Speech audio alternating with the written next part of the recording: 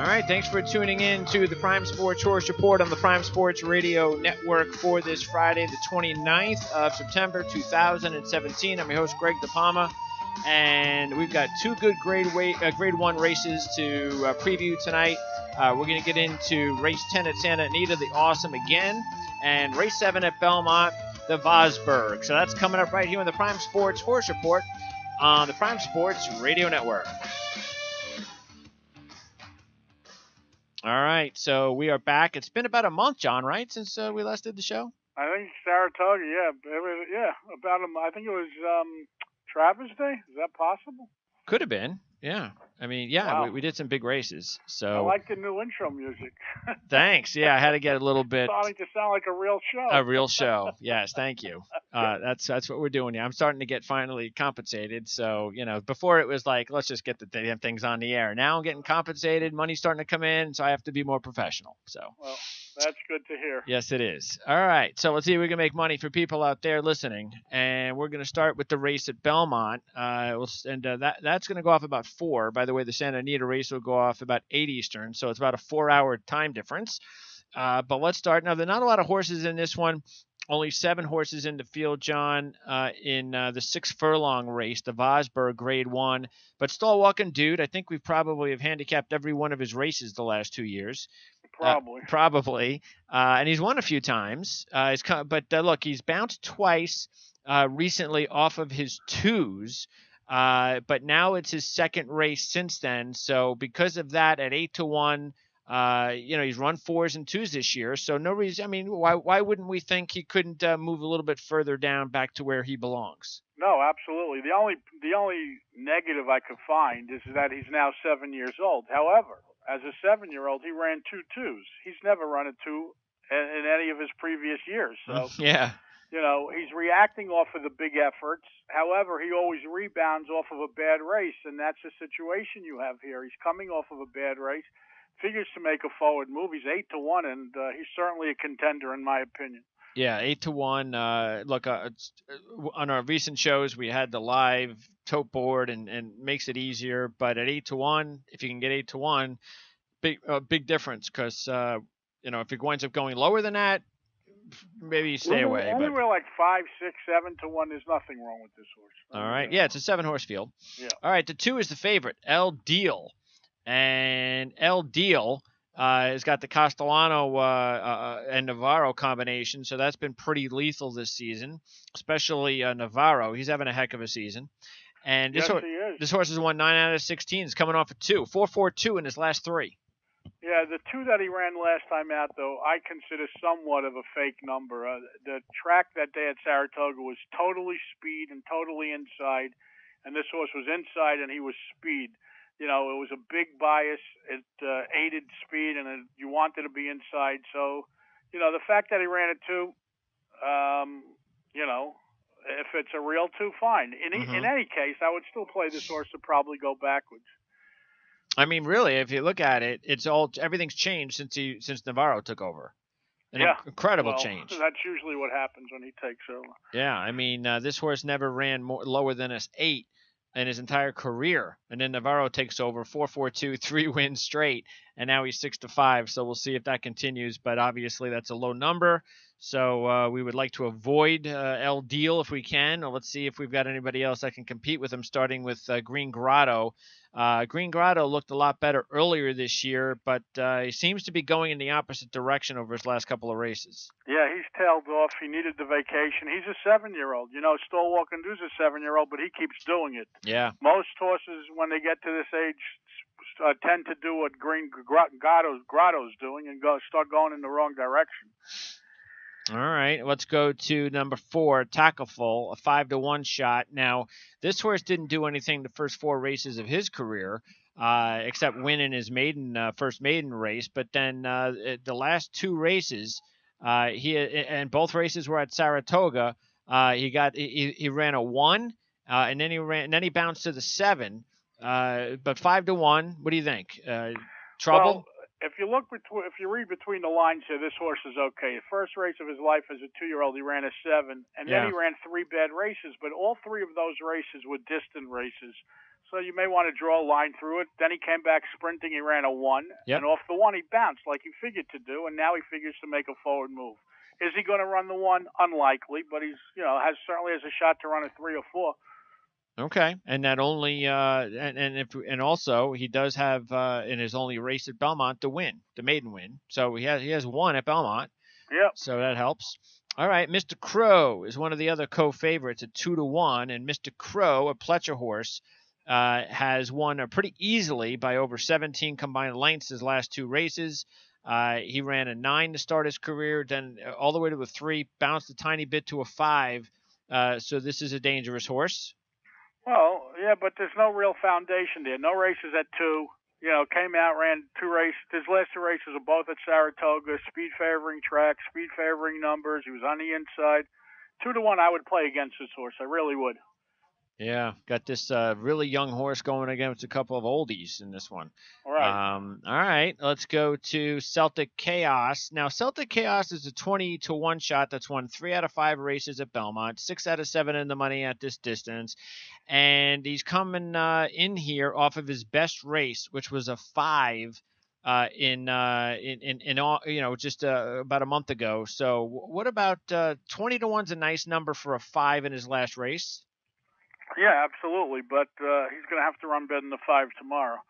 And if you take all his lifetime starts and everything, he's got 1-5, and it was the last time. So. Okay. But best long shot in the field. Yeah. Right. Listen, 20-1. I'm never talking anyone off a 20-1 shot. That's for sure. No. All right. And 7 is Weekend Hideaway. And Weekend Hideaway, very consistent horse over the last couple of years. He runs a lot of. He's run really everything from between a 4 and an 8. Runs a lot of that stuff. And recently he's got 7 and a 4 in his last 2 races. So 15-1. What do you think about this horse? This horse is okay. He's gonna, you have to decide in your mind, like we always discuss, what number you think it's going to take to win the race. And I certainly would give him a chance, that's for sure, to run the 4, and a 4 may be good enough. All right. So which way are you going to go then? I'm going to bet $50 to win on the 1. 50 on Stall Walking Dude. All right. Let's see. I will then. You know what? I will. You know what? Can I change it? You absolutely can. I'll make a $10 exacta box, 1-4. That's Stall Walking Dude and Takaful, 1-4-4-1. Okay. And 30 to win on the 1. All right. There you go. So okay. Yeah, I'm actually thinking of maybe. All right. Tell you what. I'll go ahead and do 30 to win on the 4. So we'll both get the 4 and the 1 to win. Okay. And then I'll do $10 exacta box 4 with the 6. Oh, okay. So just in case, well, hey, if the 4 wins, then I get a freebie just in case. There you go. All right, let's go to the 10th race at Santa Anita. Now again, this will go off about 8 o'clock Eastern time. The Awesome again, and a mile and an 18, so a longer race. With both of these races, by the way, are on dirt, the ones we've done today. So let's go with the 1, Win the Space, a 15-1 shot. And this horse he's got some trouble there over his last 4 races. You'll have to talk about that. He does have a few 5s in there, though, even though he's only run once, though, since last November. We are in the 10th race at Santa Anita, correct? Yeah. Now, this horse, as I said, he's got the Breeders' Cup Classic. He had an issue there. He had an issue at the Pacific Classic. And so he's had 2 issues. He's only raced once since last November. That's got to be bad. That's got to be some trouble, right? Yeah, that's not a good sign. I mean, the only good thing about him is that he's 15-1. Yeah. I mean, what do you? I mean, anything on those bad? Not no, finishing I don't like races. Him. I don't really. I mean, Okay.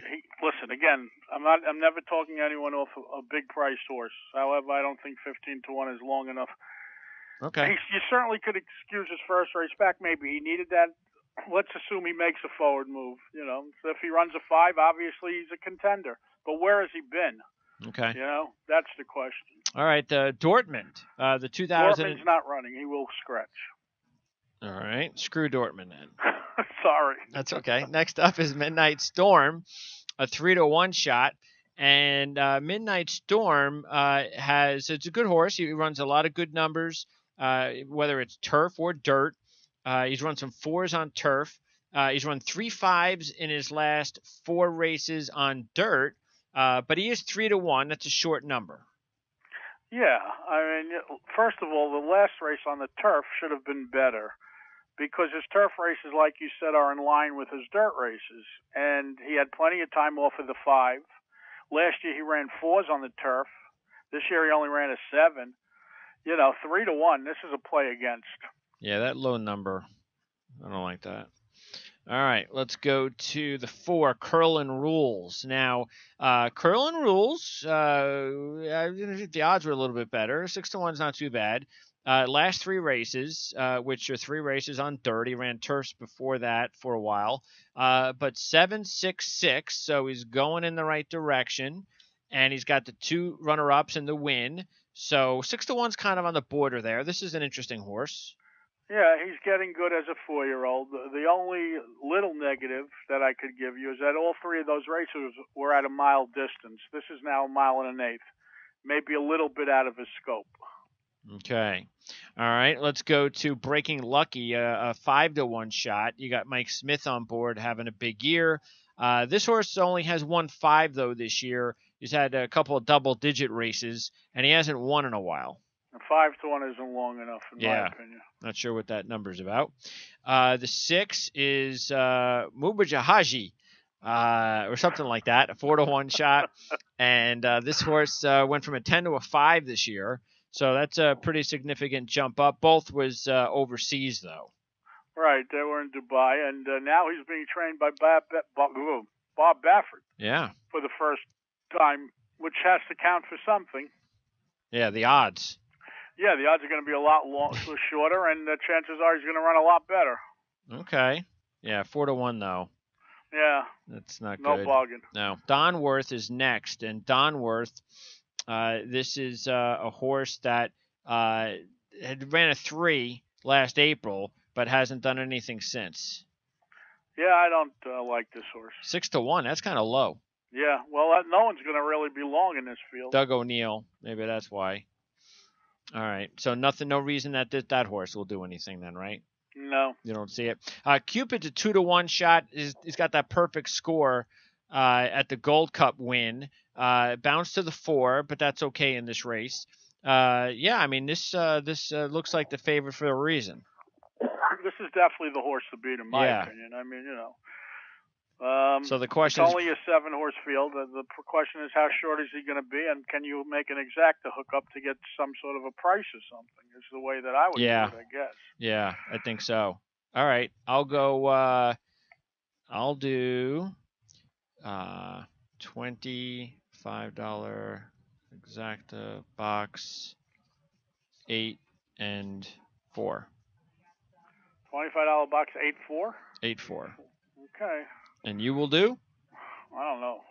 I don't really like the race. I mean, yeah, only with a gun to only my head, Cupid. I guess I would bet 50 to win on the 8 and hope I get 8-5.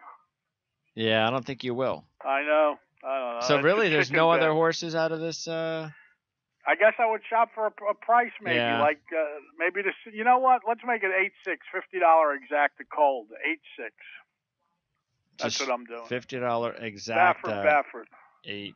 Oh, there you go. When was the last time you hit a Baffert? When was the last time I hit one? I'll tell you when the last time we hit one was when it came collected and arrogant.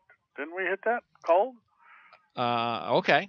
No, I mean so this is something that's normal for you to hit a Baffert. No, it's not normal. Why am I paying $6 exactas? But no, what was the last time? Do you remember the last time you hit a Baffert? Yes, that exacta when I played that on this show with arrogant. Okay.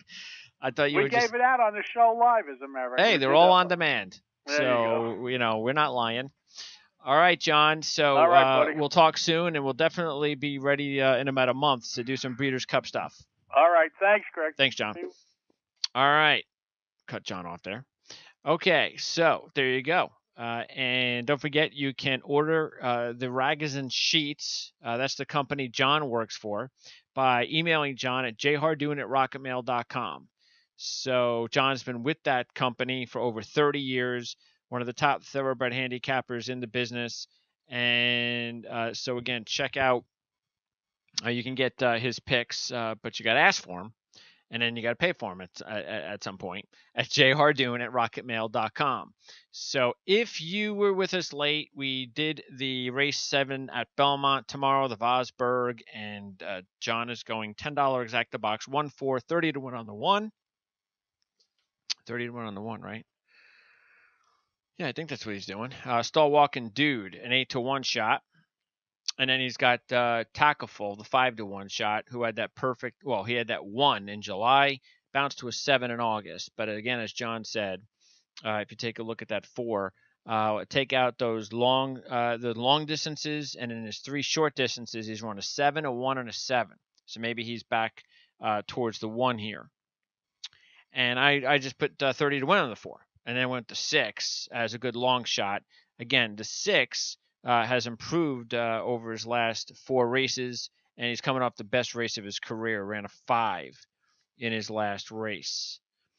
And there you go. So John's going 8-6, $50 exacta. Cupid definitely looks like, without doubt, the top horse in the Santa Anita race, the Awesome again.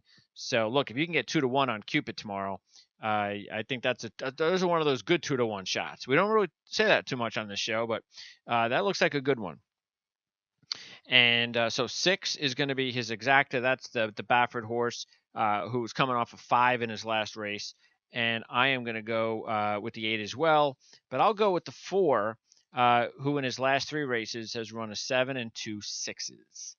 All right, so that'll do it for the Prime Sports Horse Report. Not sure what our month is going to look like before we get to the Breeders' Cup, but once again, we'll take a look at the sheets on Thursday and every Thursday. Sometimes we'll be able to go back to doing Saturday shows. We couldn't do a Saturday show this week. John's schedule just did not permit it.